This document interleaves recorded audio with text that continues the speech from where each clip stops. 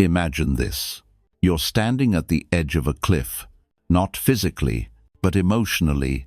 You've been here before, heart racing, palms sweaty, the sting of betrayal burning in your chest. Maybe it was a friend who turned their back on you, a partner who broke your trust, or a dream you poured your soul into, only to watch it crumble. You gave everything, your time, your energy, your heart. And what did you get in return? Silence. Or worse, a knife in the back. So, you made a choice. You stopped begging. You stopped chasing. You stopped pleading for respect or love. And now, people look at you and say, "You've changed. You're so cold." But deep down, you know the truth. You're not cold. You're just done begging. This is the story of countless men out there. Honest men, strong men who've been through the fire and come out different. Not broken, not bitter, but guarded, deliberate, in control.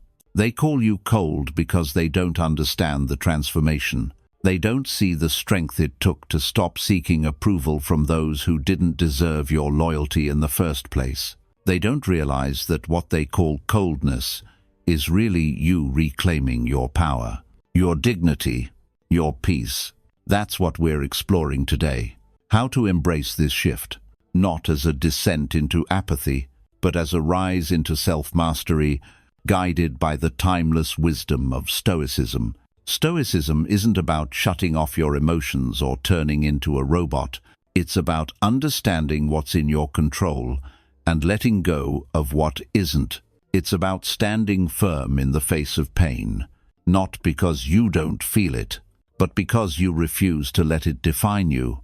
This philosophy, forged by men like Marcus Aurelius, Epictetus, and Seneca, has been a lifeline for centuries, helping people navigate betrayal, loss, and heartbreak without losing themselves. And it's especially powerful for those of you who've been labeled cold when all you've done is stop begging for scraps from people who never valued you. Let's get real for a moment. Being a good man often means you give more than you should. You give your trust to people who don't earn it. You give your loyalty to those who take it for granted. You give your heart, only to have it handed back in pieces. But what's really happening? You're learning, you're growing, you're choosing yourself. That choice, that decision to no longer beg, is the first step towards something greater. A life built on your terms, grounded in purpose and inner strength. It's the clarity that comes when you stop chasing validation to know your worth. Consider this wisdom from Epictetus. You have power over your mind, not outside events. Realize this, and you will find strength. This simple Stoic principle captures why you're not cold, you're deliberate. You've stopped letting other people's actions dictate your peace. And that's not detachment, that's freedom. Whether it's the friend who walked away or the partner who let you down, Stoicism teaches you to focus on what you can control. Your response, your integrity, your next step forward. This video isn't about celebrating isolation or glorifying a lone wolf mentality. It's about recognizing that your so-called coldness is actually clarity. It's the moment you realize you don't need to chase approval to know your worth. It's the moment you stop letting other people's actions dictate your peace. And Stoicism, it's the roadmap to guide you there. Without falling into bitterness or resentment, the world doesn't owe you anything, not fairness, not loyalty, not closure. But you owe yourself something: self-respect, resilience, and the courage to keep moving forward. In this video, we're going to break it all down. We'll explore the difference between emotional numbness, where you shut down to avoid pain, and emotional mastery, where you feel deeply but act wisely. We'll dive into how Stoicism can help you process betrayal and disappointment without letting them turn you into someone you don't recognize. And most importantly, we'll talk about how to rebuild your sense of self. not as a good man gone cold, but as a virtuous man gone wise, someone who's been through the storm and come out stronger, not harder. So, if you've ever been called cold, distant, or unfeeling because you stopped begging for what you deserve, this is for you. If you've ever felt the weight of betrayal but refused to let it break your spirit, this is for you. And if you're ready to take control of your life, to stop chasing and start building, to turn pain into power with Stoicism, then stick with me. By the end of this video, you'll have a clear path to reclaiming your strength, your purpose, and your peace, without losing the good man you've always been. Let's start this journey together. Let's talk about what it really means to be done begging and how you can use Stoicism to rise above the pain and build a life that's truly yours. Now that we've set the stage, let's dive deeper into the heart of this transformation. You've stopped begging, and the world calls you cold. But is that really what's happening inside? Or is it something more profound? Something that Stoicism can help you navigate with clarity and purpose. In this part, we're going to unpack the key distinction between emotional numbness, the shutdown that often follows betrayal, and emotional mastery, the Stoic path to true inner strength. Understanding this difference isn't just academic. It's the foundation for rebuilding your life without turning into the bitter version of yourself that pain threatens to create. Let's start by defining these two states, because they can look similar from the outside, but lead to vastly different outcomes. Emotional numbness is like building a fortress around your heart, not to protect it, but to bury it. It's the instinctive response to repeated hurt. You feel too much, so you decide to feel nothing at all. Think about it after a betrayal, whether it's a partner who cheated, a friend who ghosted, or a colleague who stabbed you in the back. The pain is overwhelming. So, you numb out. You stop caring about relationships. You avoid vulnerability like the plague. Conversations become shallow. Laughs feel forced. And joy, it's a distant memory. This isn't control, it's avoidance. And while it might shield you temporarily, it comes at a cost. Why does numbness lead to bitterness? Because it's not sustainable. Numbness doesn't erase the pain, it just suppresses it, letting it fester like an untreated wound. Over time, that suppressed emotion turns toxic. You start resenting not just the people who hurt you, but everyone around you. You become cynical, seeing ulterior motives in every kind gesture. Why bother trusting again? You think. People are just going to disappoint. This is the good man gone cold trap, the one where your heart hardens, and you end up pushing away the very connections that could heal you.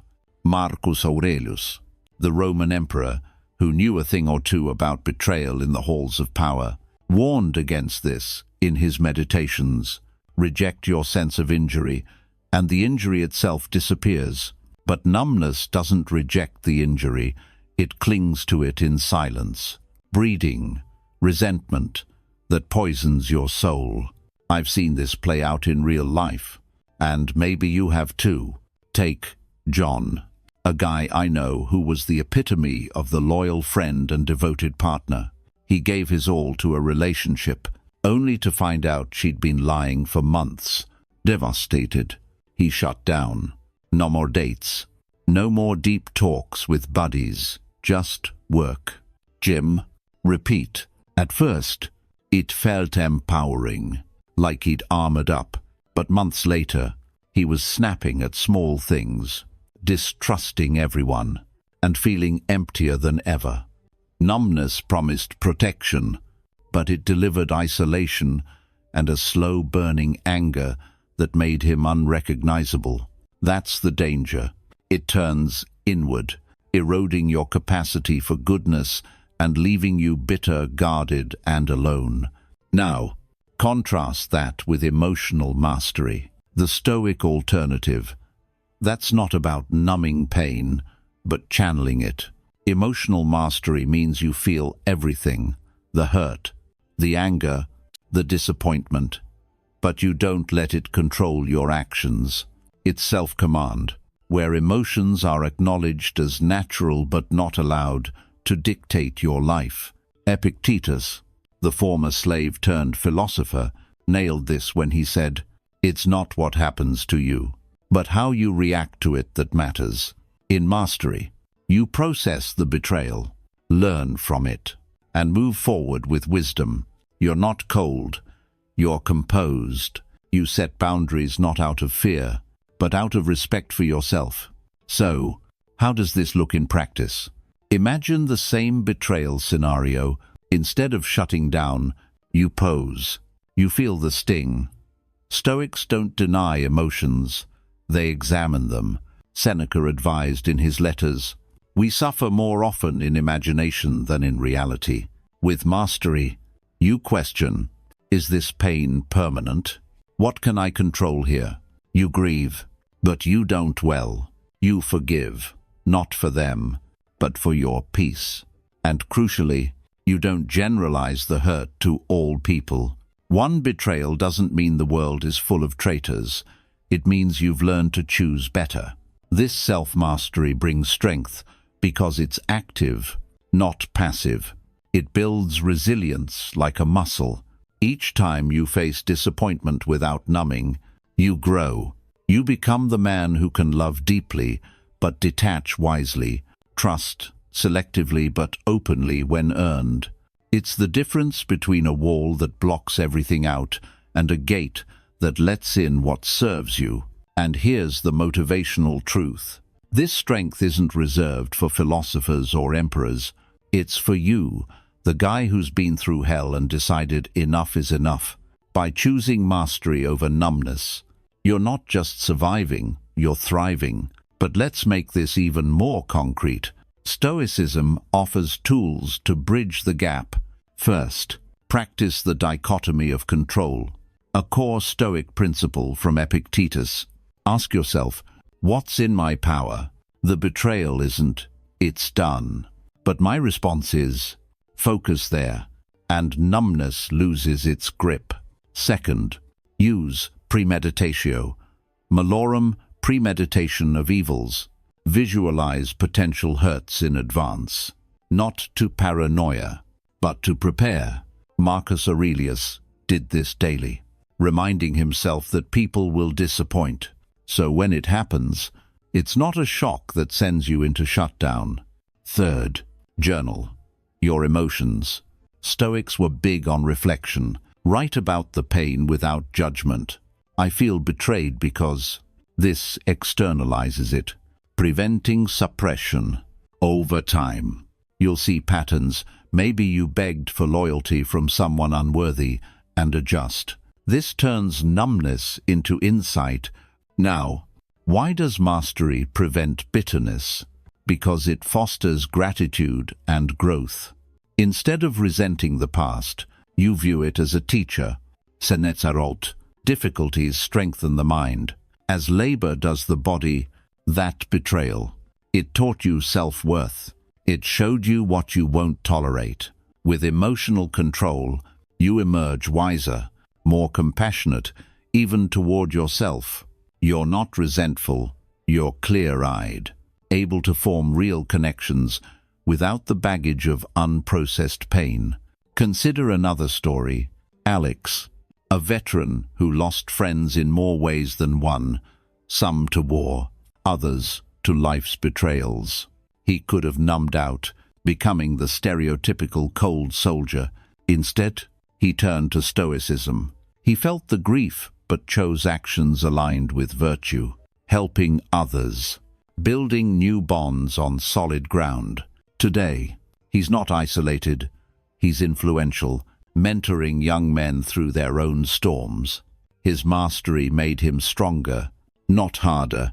If you're nodding along, thinking, "That's me, I don't want to be bitter," then lean into this. Start small. Next time pain hits, don't numb with distractions like endless scrolling or booze. Sit with it. Breathe. Apply Stoic wisdom. What stands in the way becomes the way. As Marcus Aurelius put it, turn the obstacle into opportunity, but beware the pitfalls. Numbness can masquerade as mastery. Both look calm on the surface. The test: ask, am I avoiding life, or engaging with it wisely? If you're withdrawing from all risks, it's numbness. If you're selective, protecting your energy while still giving where it counts, it's mastery. In the context of done begging, mastery is your ally. Begging stems from desperation, a lack of control. Mastery ends that by affirming your value internally, you don't beg for respect because you command it through actions. You don't chase validation because you've mastered self-validation. As we wrap this part, remember, the path from numbness to mastery isn't overnight. It's a practice, a daily choice, but it's worth it. You'll reclaim not just your peace, but your power, the kind that inspires others. You're not cold, you're controlled, deliberate, unbreakable. Stoicism shows the way. Embrace it and watch bitterness fade as strength rises. In the next sections, we'll build on this foundation, exploring how Stoicism helps you overcome disappointment without hardening your heart. Building on the foundation of emotional mastery we've established, let's now explore the practical power of Stoicism in conquering disappointment. You've been betrayed, let down, or left begging for what should have been given freely, and now you're done. But how do you move forward without letting that pain harden you into someone cynical and closed off? Stoicism offers a blueprint, not as a cold philosophy of detachment, but as a warm embrace of reality that turns setbacks into stepping stones. In this section, we'll break down key Stoic principles, illustrate them with real-life examples from men who've walked this path, and show you how to apply them daily. The goal: to rise above the hurt, reclaim your inner peace, and emerge as a wiser, more resilient version of yourself. The good man, gone wise, not gone cold. At the core of Stoicism's approach to disappointment is the dichotomy of control, a principle Epictetus championed relentlessly. Simply put, it divides the world into what you can control: your thoughts, actions, and judgments, and what you can't: external events, other people's behaviors, and outcomes. When betrayal strikes, the natural reaction is to rage against what happened. Why me? How could they? But Stoicism redirects that energy inward. You can't control the betrayal, but you can control your response. This isn't about suppressing anger, it's about channeling it productively. Marcus Aurelius, facing constant political intrigue and personal losses, wrote in his Meditations, "You have power over your mind, not outside events.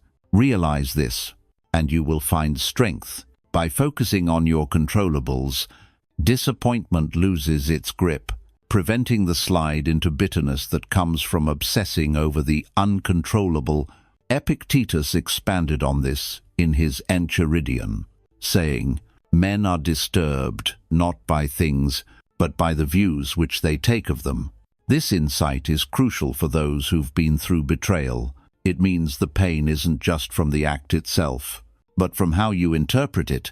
Did the betrayal define your worth, or was it a reflection of the other person's flaws? By reframing through the dichotomy, you free yourself from endless rumination, turning potential resentment into actionable growth. Let's see this in action through a real story. Meet David, a successful entrepreneur. In his 42nd from California, he built a business with a partner he trusted like a brother, pouring years of sweat and sacrifice into it. One day, he discovered the partner had been siphoning funds, betraying not just the business, but their friendship. Devastated, David could have let rage consume him, suing aggressively, bad-mouthing publicly, or withdrawing into isolation. Instead, he turned to Stoicism. He applied the dichotomy. He couldn't undo the theft, but he could control his next steps, rebuilding the company ethically, learning from the oversight, and choosing forgiveness for his own sake. He even reflected on his role. Had he been too trusting without boundaries? This self-examination prevented bitterness.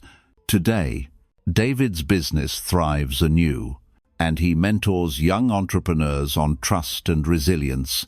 "The betrayal didn't break me," he says. "It taught me to focus on what I own, my integrity." This shift kept him from resentment, turning pain into purpose. Another powerful Stoic tool is amor fati, love of fate, coined by Nietzsche but rooted in Stoic thought. It means embracing whatever happens, good or bad, as necessary for your growth. Seneca, exiled and facing death under Nero's tyranny, embodied this. Fate leads the willing and drags along the reluctant. After disappointment, it's easy to wallow in what-ifs or resent the universe for its unfairness. Amor fati flips the script. What if this betrayal was exactly what you needed to stop begging and start valuing yourself? It transforms victims into victors, not by denying the pain, but by integrating it into your story.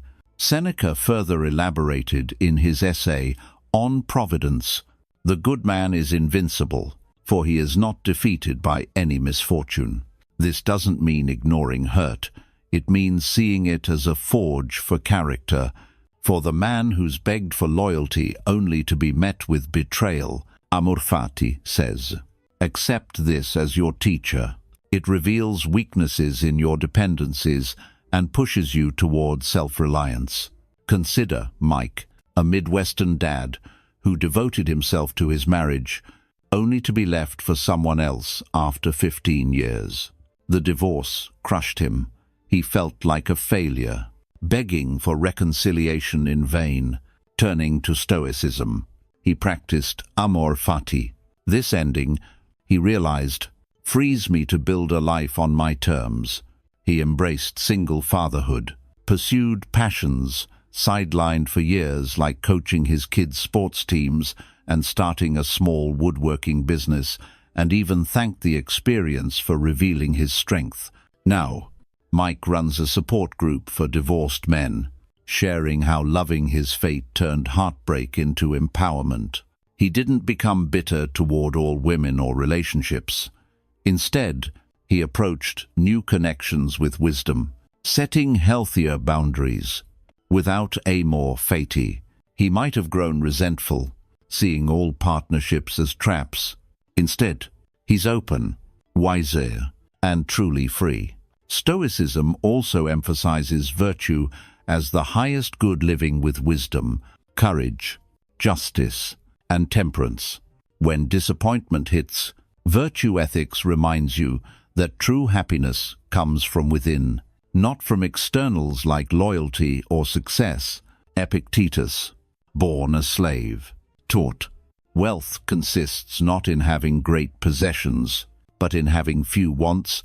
After betrayal, the temptation is to chase revenge or validation, but Stoicism calls you to virtue. Act justly, even toward those who wronged you.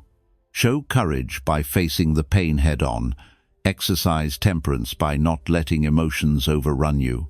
This prevents bitterness, because virtue keeps your moral compass intact, focusing on being a good man regardless of others' actions. This principle shines in everyday scenarios. Suppose a colleague undermines you at work, stealing credit for your ideas. Instead of retaliating with gossip or withdrawal, virtue guides you to respond with justice. Address it calmly and factually, and courage by continuing to contribute without fear. Over time, this builds unshakable character. In practice, this looks like what happened to Tom, a New York salesman betrayed by a colleague who stole his clients. Instead of plotting payback, Tom doubled down on virtue. He courageously confronted the issue, professionally, justly reported it without exaggeration, and temperately rebuilt his portfolio from scratch. Stoicism taught me that my worth isn't in commissions, he reflects, but in how I handle loss. He even used wisdom to reflect on why he trusted too easily, adjusting his approach without closing off. Today, Tom's reputation for integrity has attracted better opportunities, and he's not bitter, he's better. Virtue turned his disappointment into a testament to character. To make these principles actionable, let's outline daily practices rooted in Stoicism. Start with morning reflection. As Marcus Aurelius did, anticipate disappointments. Today, someone might betray me. How will I respond with control? This premeditatio malorum prepares you, reducing shock and numbness. For example, visualize a potential letdown at work or in a friendship. Then plan your virtuous response. I'll focus on my actions, embrace the outcome, and act with justice. Evening review. Journal. What happened? What you controlled? And how you embodied virtue. Did you embrace fate or resist it?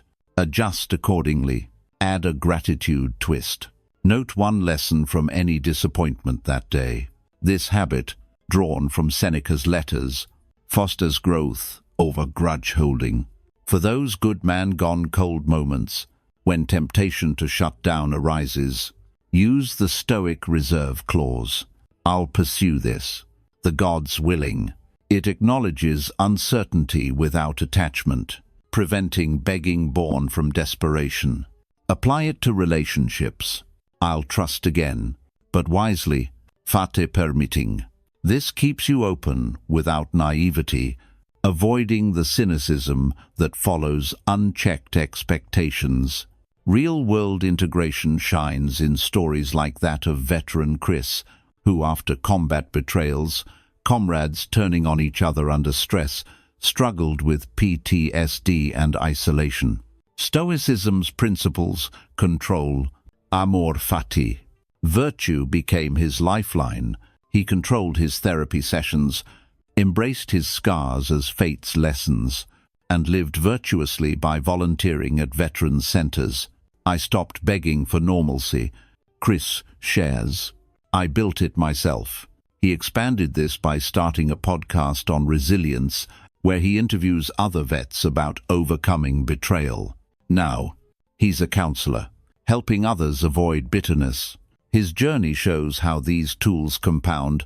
One principle reinforces another, creating a cycle of strength. But Stoicism isn't flawless. It demands discipline. The pitfall, misapplying it as excuses for inaction. It's not in my control, so why try?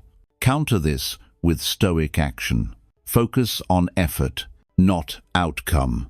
Epictetus urged, don't demand that things happen as you wish, but wish that they happen as they do, and you will go on well. In Betrayal's aftermath, this means actively rebuilding, seeking new opportunities, forging better bonds, while accepting what comes. Let's add one more layer with a lesser-known Stoic exercise. Voluntary discomfort.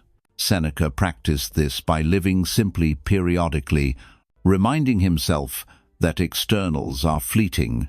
After disappointment, try it. Spend a day without seeking validation, no checking social media for likes or begging for approval. This builds temperance, reinforcing that your peace is internal. As you overcome disappointment, remember, Stoicism doesn't erase pain, it equips you to bear it nobly. You're not cold for setting boundaries, you're wise. You've stopped begging because you've mastered self-sufficiency. Embrace these principles and watch failures fuel your fire. The men like David, Mike, Tom, and Chris didn't just survive, they thrived, inspiring others along the way. You can too. Start today. Pick one principle dichotomy, amor fati, or virtue, and apply it to a past hurt.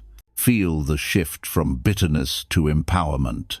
In the coming parts, we'll delve into rebuilding your self-worth post-trauma, ensuring you stay grounded in Stoic wisdom.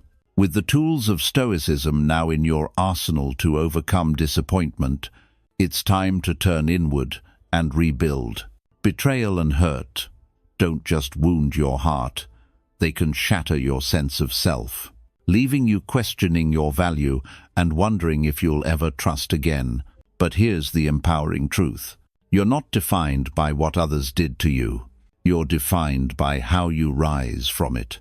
Stoicism isn't just about enduring pain. It's about transforming it into the foundation of unshakable self-value. In this section, we'll guide you through practical Stoic exercises to reconstruct your inner worth. Step by step, you'll learn to shift from the good man gone, cold, closed off, and guarded to the good man gone, wise, open to life, but anchored in inner strength. This isn't quick-fix advice. It's a lifelong practice that will make you stronger, more purposeful, and truly free. The first step in rebuilding self-value is self-reflection. A cornerstone of Stoic philosophy, Marcus Aurelius spent evenings journaling his thoughts, not to dwell on failures, but to align with virtue and gain clarity after trauma. It's easy to internalize the hurt. I must have deserved this because I begged too much. Stoicism challenges that by urging you to examine facts objectively, Epictetus taught, men are disturbed not by things, but by the principles and notions which they form concerning things. Start by asking, what role did I play? Was I overly dependent on external validation? This isn't self-blame, it's self-awareness. The key to preventing future begging and building authentic worth. Seneca reinforced this in his letters. We must go through the accounts of our life and examine what we have done. This rigorous review turns pain into wisdom, preventing the bitterness that arises from unchecked self-doubt. Practice this daily with a Stoic journal. Each night, write 3 things. 1 virtue you embodied today, like courage in facing a memory. 1 lesson from the trauma. Perhaps I learned to value loyalty in myself first. And 1 action for tomorrow, such as I'll set a boundary in a conversation. This builds self-respect incrementally, layer by layer. Take Robert, a tech worker from Texas who was betrayed by his best friend in a business deal. He felt worthless, like he'd been a fool for trusting so blindly. Through journaling, he realized his flaw was generosity, a virtue to refine, not regret. He dissected the events. Where had he ignored red flags? Over months, his self-value grew. He launched his own venture, wiser and more confident. Stoicism showed me my value isn't in what I lost, he says, but in what I build from the ashes. Robert's story illustrates how reflection transforms vulnerability into strength, keeping you from hardening into cold detachment. Next, embrace voluntary discomfort to forge resilience and self-reliance. Seneca, despite his wealth, practiced poverty, periodically eating simple meals, sleeping on hard floors to remind himself that happiness comes from within. After trauma, you might hide behind comfort zones, avoiding risks to prevent more hurt. But this leads to the coldness we warn against, a life half-lived, where bitterness creeps in through stagnation. Voluntary discomfort counters that by proving your worth through endurance, showing you can thrive independently. Epictetus, who endured slavery, emphasized, don't explain your philosophy, embody it. This practice embodies Stoicism by testing limits. Try it. Once a week, do something challenging that mirrors your fears. If betrayal made you distrust relationships, initiate a genuine conversation with a stranger or colleague. No begging for approval, just authentic exchange. Or, if financial loss hit your ego, live on a budget for a day, appreciating what you have without complaint. Track how it feels. The initial unease fades into empowerment. This practice rebuilds self-value by demonstrating you're capable beyond others' opinions. Consider James, a former athlete from Florida, whose injury and subsequent abandonment by friends left him feeling useless and isolated. He adopted voluntary discomfort training through pain, volunteering in tough environments like community cleanups, and rediscovered his inner strength. I stopped begging for pity. James reflects, Stoicism made me see my worth in my grit, not in others' applause. He pushed further, fasting 1 day a week to build temperance, which helped him confront emotional hunger from the betrayal. Now, he coaches others, embodying the wise man who turns weakness into unyielding wisdom. Stoicism also teaches the importance of focusing on virtues over vices. After hurt, it's tempting to fixate on flaws, yours or others, breeding resentment.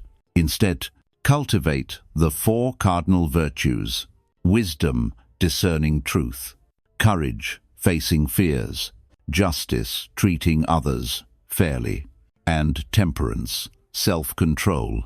Epictetus advised, if you wish to improve, be content to be thought foolish and stupid. This humility rebuilds self-value by prioritizing growth over perfection, ensuring you don't turn bitter from self-criticism. Incorporate this through a virtue checklist. Mornings, commit to 1 virtue. Today, practice temperance by not reacting impulsively to a trigger memory. Evenings, assess, did I act justly toward myself by not self-criticizing harshly? This shifts focus from trauma's scars to your potential. Look at Liam, an engineer from Chicago, betrayed in a long-term relationship. He felt inadequate, begging for closure that never came. Turning to virtues, he built courage through therapy sessions where he confronted his pain head-on, and justice by forgiving without demanding reconciliation. He added wisdom by reading Stoic texts daily, applying them to daily decisions. His self-value soared. He now leads a men's group on resilience, sharing exercises like role-playing virtuous responses to betrayal. I'm not cold, I'm centered. Liam says, Stoicism turned my pain into principles that guide me. Liam's approach prevented isolation, as focusing on virtues opened him to new, healthier connections. Another key practice is memento mori, remembering death to gain perspective and urgency in rebuilding. Marcus Aurelius reflected daily, you could leave life right now. Let that determine what you do and say and think. Trauma can make you feel life is unfair, leading to withdrawal and resentment. Memento mori counters this by reminding you, time is limited, don't waste it begging or bitter. Use it to build worth that lasts, focusing on legacy over loss. Meditate on this weekly. Imagine your life ending tomorrow. What legacy of self-value would you leave? Then, act. Pursue a skill, help someone, or affirm your value aloud. Like I am worthy because of my resilience. This fosters gratitude for your journey. For example, after losing his job to corporate betrayal, Victor from Oregon felt invisible and undervalued. Memento mori motivated him. He started a blog on Stoicism, sharing his rebuild process with raw honesty. Death reminds me my worth isn't in titles. Victor notes, it's in my story and how I inspire others. He expanded the practice, reviewing obituaries of great Stoics to model their lives, which helped him prioritize actions like networking without desperation. He's now a full-time writer, wise and fulfilled, mentoring online communities.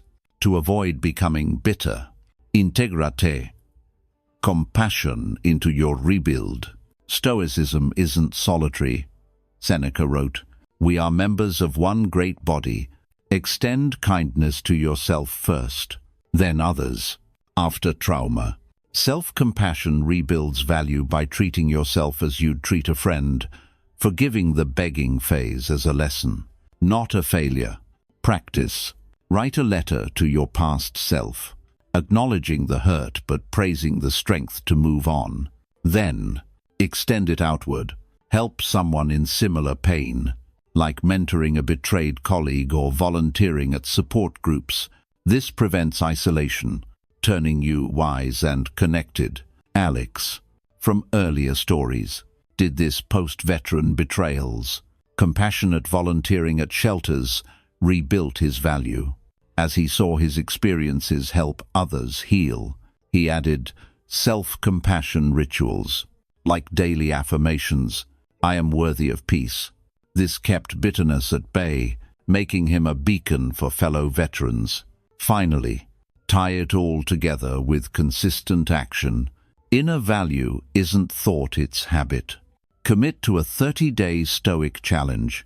Journal daily. Practice one discomfort weekly. Checklist: virtues morning and night.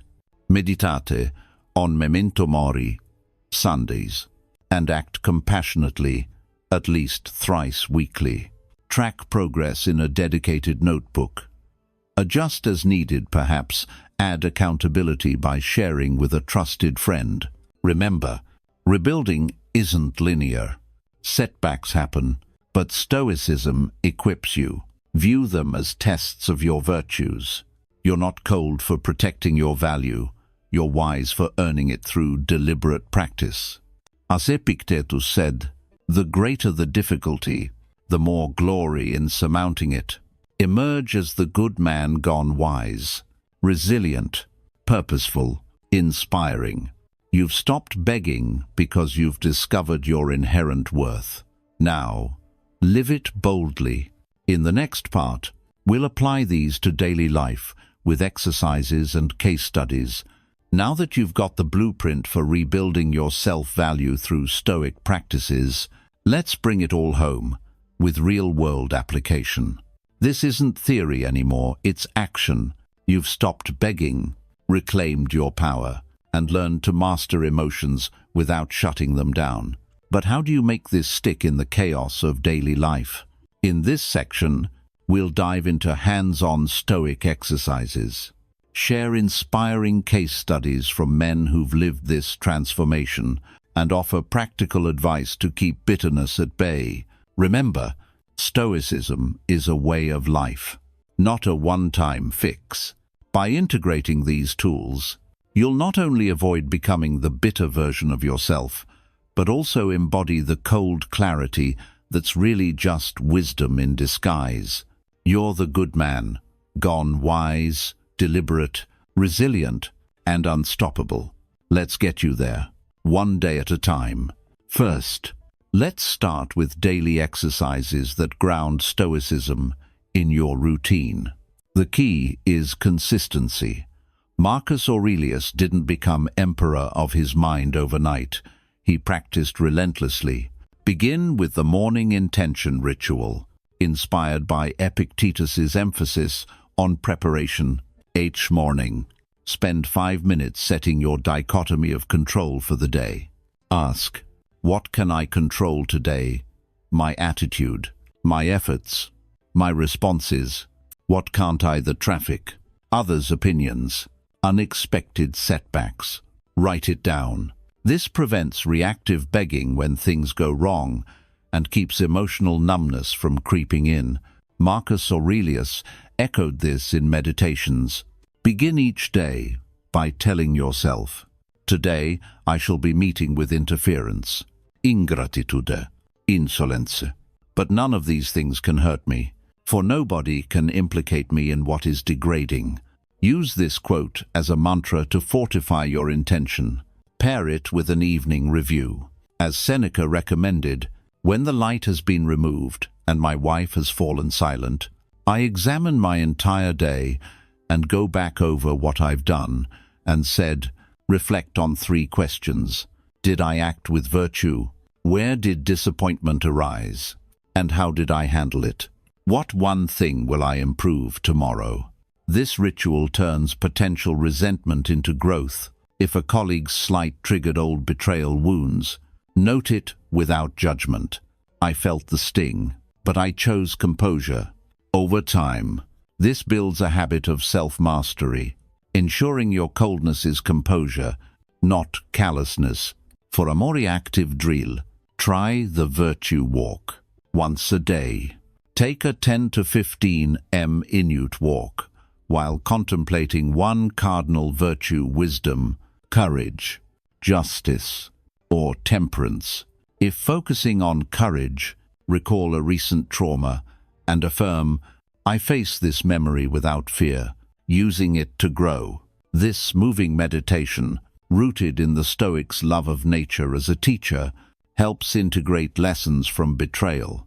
It's especially powerful for those done begging moments.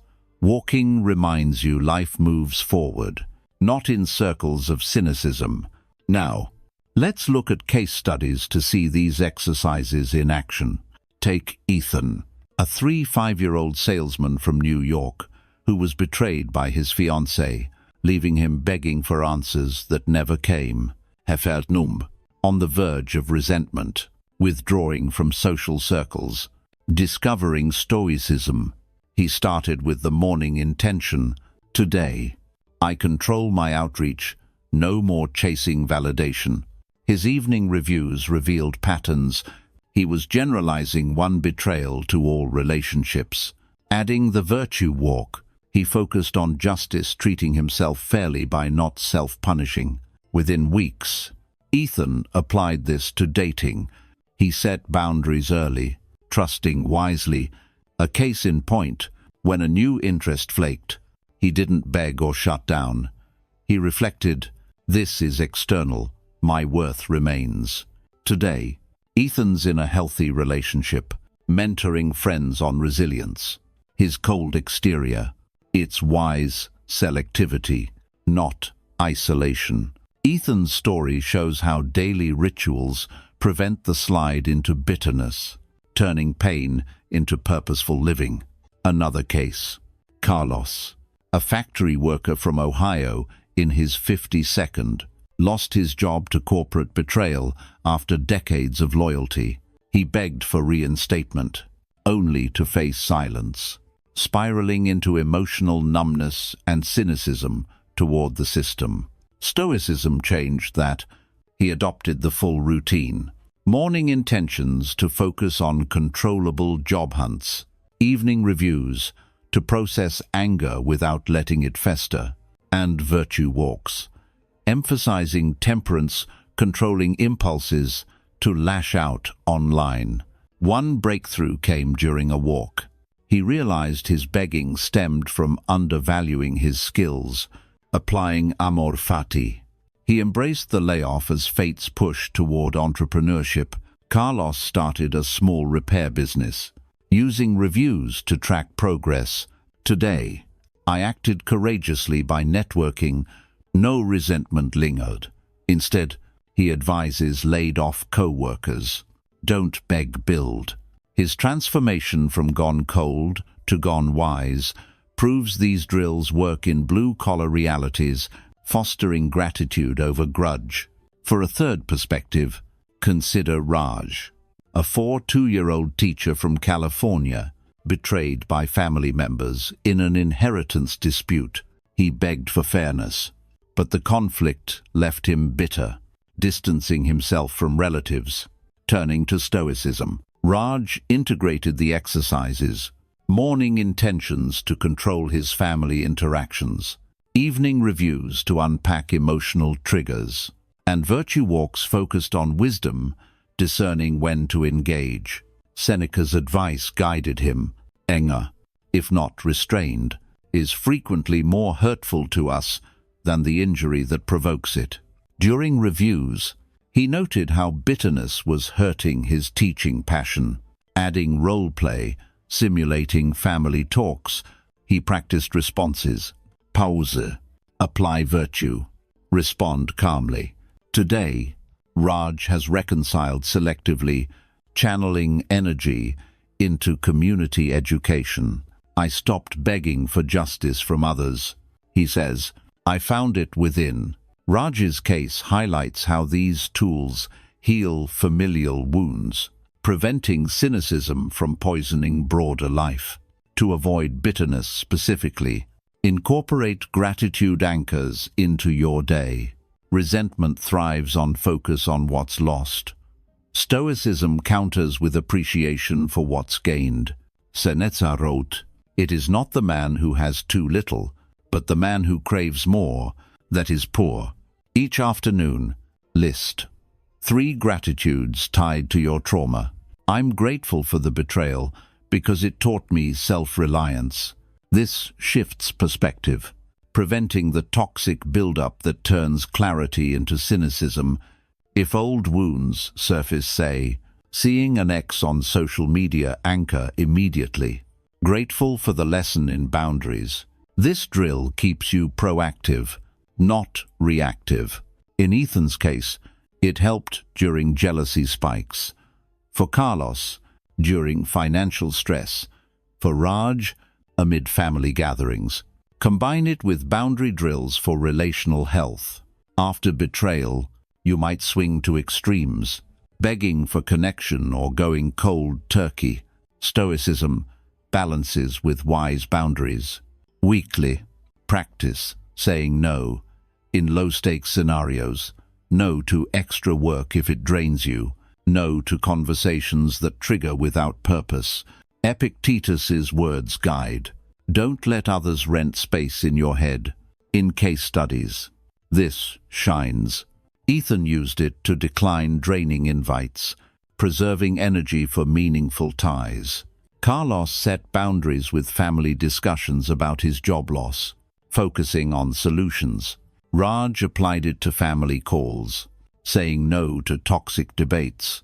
These drills ensure your done begging stance is empowering, not embittering.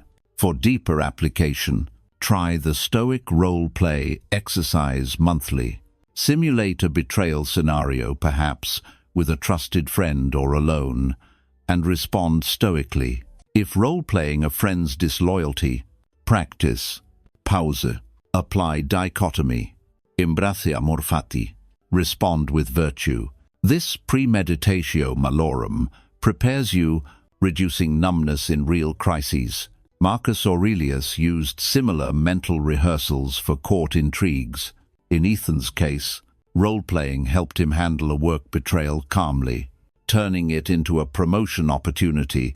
Carlos role-played job interviews. Building confidence without desperation. Raj simulated family arguments, emerging with composure. This keeps resentment distant by making wisdom second nature. Daily advice. Integrate these into your schedule like non-negotiables. Wake with intention. Walk with virtue, midday. Anchor gratitude, afternoon. Review, evening. If slipping toward bitterness, snapping at loved ones, or ruminating, pause and do a quick virtue walk. Hydrate. Sleep well. Stoicism thrives on a healthy body, as Seneca noted. A healthy mind in a healthy body. Track in an app or notebook for accountability. Perhaps share weekly progress with an accountability partner for added motivation. Expand this to weekly check-ins. Review your journal for patterns of resentment, then adjust with a targeted drill. For instance, if cynicism about relationships persists, double down on gratitude anchors tied to past positives. Remember, these aren't chores. They're your path to freedom. You've been through the fire. Now, forge your steel.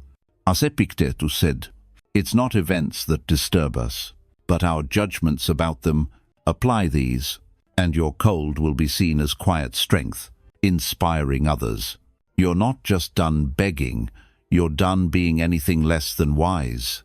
Embrace the practice, and watch your life transform one deliberate step at a time. In the conclusion, We'll wrap it all up with a call to action.